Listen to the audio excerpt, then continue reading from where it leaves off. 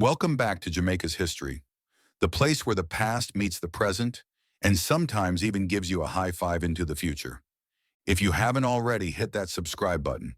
Your support helps us continue sharing these incredible and inspiring stories.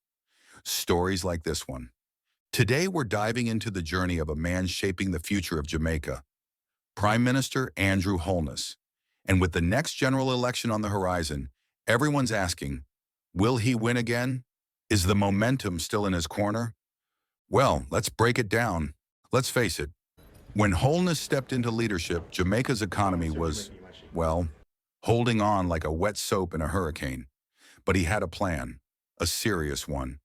Fiscal responsibility legislation tightened, inflation reduced and stabilized, debt to GDP ratio dropped from over 140% to around 85% and falling. Foreign investment, upper IMF deal, completed successfully. Yep, we actually graduated. Holness didn't just talk big. He backed it up with bold technocratic policy, and the private sector started to take notice. Construction boomed.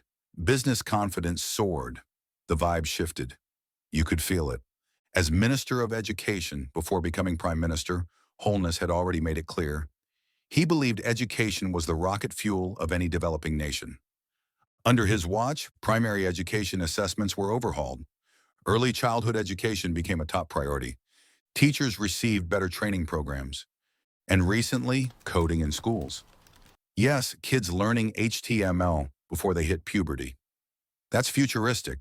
The idea, prepare Jamaican children not just for jobs of today, but for careers that don't even exist yet. Now let's be real. Tackling crime in Jamaica is like trying to untangle headphones from your pocket, blindfolded. But Holness took a layered approach, zones of special operations, ZOSOs, in high-risk communities, stronger community policing, intelligence-led crackdowns on gangs. Yes, crime is still a challenge, but for the first time in a while, there's consistent downward movement in some areas, and that means hope. Andrew Holness is a self-declared techie, which in Prime Minister terms means he actually understands the internet. National ID system rolling out. eGov Jamaica expanded. Mobile apps for government services.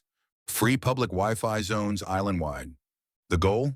End the long lines, the paperwork stress, and you happy come back tomorrow response. Welcome to Government 2.0. Holness made big environmental promises, and he's trying to walk the talk.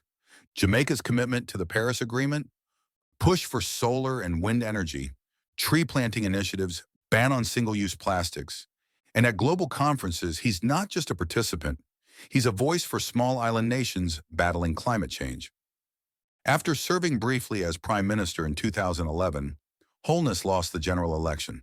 Some said he was too quiet, too calculated. But he didn't disappear. He re-strategized. When he returned in 2016, landslide victory. Resilience? 10 out of 10. Ask around and you'll hear stories. A young woman in St. Thomas got a business grant to start her agro-processing company. A teen in Manchester who now codes websites thanks to school Wi-Fi access. A teacher in Portland who finally received classroom resources she had requested for years. These aren't policies. These are people. Holness has positioned Jamaica as a middle power voice in global politics, strengthened ties with the US, China, and Africa, advocated at the UN on climate change, welcomed investments from the diaspora. Global respect? Jamaica has it. Holness leads like a chess player, calm, strategic, rarely emotional on camera.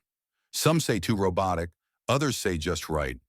But behind that is a leader who believes in performance over pageantry, results over rhetoric. Holness's mission? Make Jamaica the place of choice to live, work, raise families, and do business.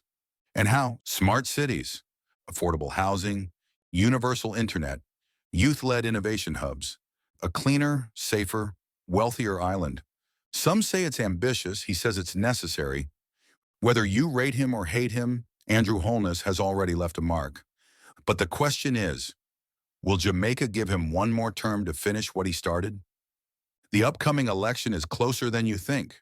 And Jamaicans? They're watching, listening, deciding. One thing's for sure, his story is far from over. Thanks for watching Jamaica's History. If you found this insightful, share it, drop a comment, and of course, don't forget to subscribe.